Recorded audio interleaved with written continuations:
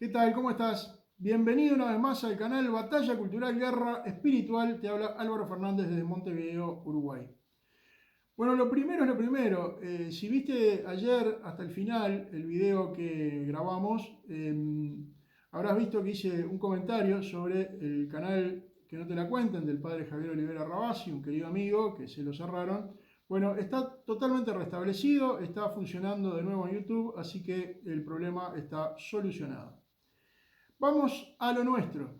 Seguramente habrás oído por ahí comentar a algún funcionario de la ONU, algún directivo, dirigente de la Unión Europea, algún político, ambientalista, influencer, académico, magnate, gente del Foro de Davos, etcétera, desde Greta Thunberg hasta el Papa Francisco, habrás oído hablar de que hay gente que dice que hay un cambio climático de origen antropogénico, provocado por el hombre, quiere decir esto. Y que esto sería un hecho absolutamente incuestionable, como si fuera un dogma. Y la pregunta es, ¿realmente es así? ¿Es cierto que el mundo está siendo destruido por el hombre y que nos acercamos a un punto de no retorno, después del cual el daño sería irreversible? En este video voy a intentar aclarar algunas cosas con información tomada de un artículo mío publicado en La Mañana hace un par de años, un artículo también de mi buen amigo el ingeniero Daniel Iglesias Greses, publicado en Info Católica, y de un video sobre el tema publicado recientemente en Libertad Digital, portal Libertad Digital, sobre la crisis provocada por los errores de predicción del modelo paradigmático en climatología, que es el denominado enfoque estándar. Bueno, vamos por partes. Lo primero es lo primero. ¿Hay cambio climático? En principio parecería que sí, porque en invierno hace frío, en verano hace calor.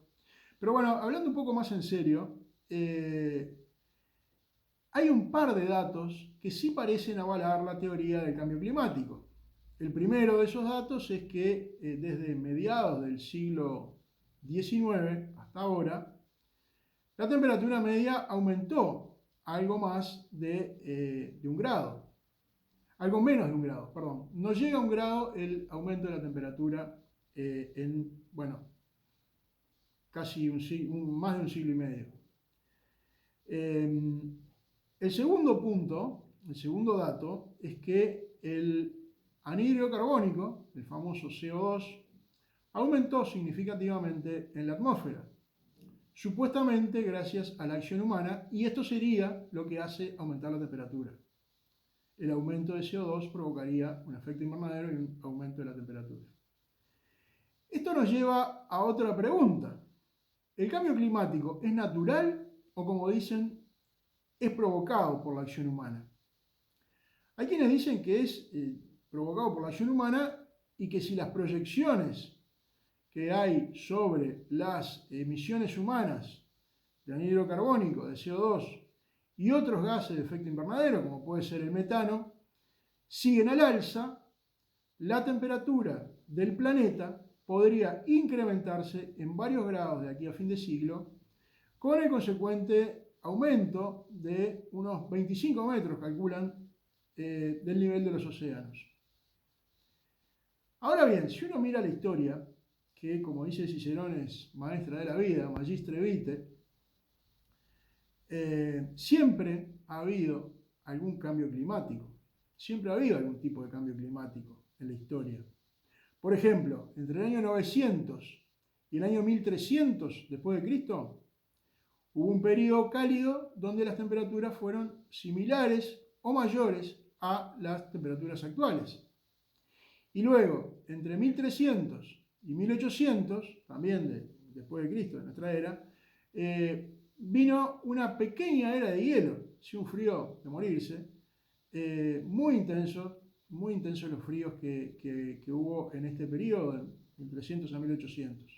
El propio término cambio climático parecería que surgió porque entre los años 40 y los años 70, la década del 70, se registró un enfriamiento en el planeta. Luego, entre el 75 y el 98, hubo efectivamente un calentamiento global. Y ahora estamos en un periodo de pausa que los científicos no pueden explicar. Por eso, por las dudas y para no errarle, ahora no hablan de enfriamiento global ni de calentamiento global, hablan de cambio climático. Nunca le van a errar. En suma, como ha habido periodos cálidos similares o peores que el actual, sin que se pudieran atribuir dichos aumentos de temperatura a un incremento en las emisiones de anhídrido carbónico, de CO2, provocadas por el hombre, es muy difícil afirmar con certeza que el cambio climático se deba necesaria y exclusivamente a la acción del hombre. Si hay algo, cuánto es de natural, cuánto es de la acción del hombre, quién sabe. Ahora, si las predicciones efectivamente se cumplen, ¿el cambio climático sería catastrófico? Bueno, acá hay un debate importante, muy interesante. Hay quienes han pronosticado que en el año 2100 la temperatura global aumentaría 3 grados y que el nivel del mar subiría, como dijimos, unos 20-25 metros al derretirse el hielo de los casquetes polares. Y eso obviamente sería catastrófico. Pero si bien el Ártico se está calentando incluso por encima de las predicciones, contiene solamente el 1% del hielo del planeta, mientras que la Antártida, que contiene el 90% del hielo del planeta, se está enfriando contra todas las predicciones. ¿Y qué pasa con el aumento del CO2, del anhídrido carbónico? Bueno, nada. Primero porque los niveles de aumento del CO2 están muy, pero muy lejos de ser perjudiciales para el ser humano. Segundo, porque el anhídrido carbónico contribuye a aumentar la producción de alimentos. ¿Qué otra cosa se podría esperar de un efecto invernadero? ¿No? Calor y crecimiento, mayor producción de alimentos. Tercero, el problema no es el CO2, el problema es el dogma, es interpretar la ciencia climática altamente variable como un dogma. Un dato interesante, que está en el artículo este que les comentaba de Daniel Iglesias, que dice que los catastrofistas dicen que la abrumadora mayoría de los científicos aceptan la teoría del calentamiento global antropogénico, catastrófico, pero, sin embargo, parece que desde el año 1997, más de 30.000 científicos norteamericanos vienen firmando una declaración escéptica sobre esa teoría. Y hay razones para ese escepticismo.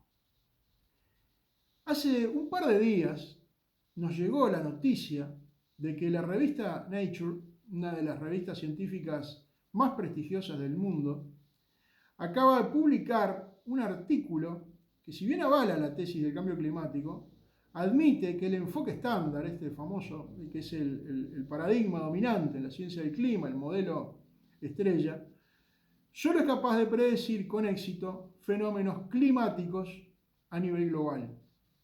Por ejemplo, un calentamiento de la Tierra mayor que el del océano o el calentamiento del Ártico. Pero en sus predicciones a escala regional el modelo falla. En algunos registros a escala regional los desvíos son mayores a lo esperado, mientras que en otros contradicen directamente las predicciones. Por ejemplo, el Ártico, como decíamos, está calentando más de lo previsto, mientras que las tormentas en el hemisferio sur son más fuertes de lo previsto, y el océano Austral y la Antártida se están enfriando, cuando el modelo decía que deberían estarse calentando. Son solo un par de ejemplos de los errores de predicción, pero hay muchos. Lo cierto es que la acumulación de errores en las predicciones ha provocado una crisis de pérdida de confianza en la capacidad de predicción del modelo que hasta ahora era paradigmático. Lo grave del caso es que sobre las predicciones de ese modelo se han venido elaborando a nivel local y a nivel regional políticas públicas como impuestos al carbono, restricciones al ganado, restricciones al campo, miles de millones de subsidios, burocracia climática, etcétera, etcétera, etcétera. También sobre ese modelo que falla se han venido construyendo relatos periodísticos, relatos que influyen en la opinión pública. Por ejemplo, en España, el Ministerio de Sanidad publicó una guía de comunicación recomendando exagerar el calor y evitar decir ola de calor leve y centrar los titulares en el miedo para sensibilizar a la población. Incluso se ha cancelado y se ha tildado de negacionistas a algunos expertos que desde hace tiempo venían advirtiendo sobre los hechos que ahora se constataron.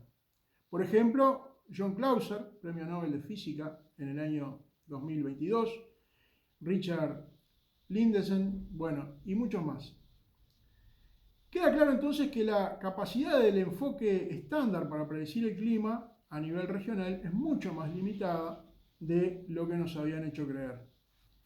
Y es que el clima es un sistema complejo y caótico que no admite razonamientos lineales, y menos aún predicciones certeras más allá de plazos relativamente cortos o medianos en lo local y en lo regional.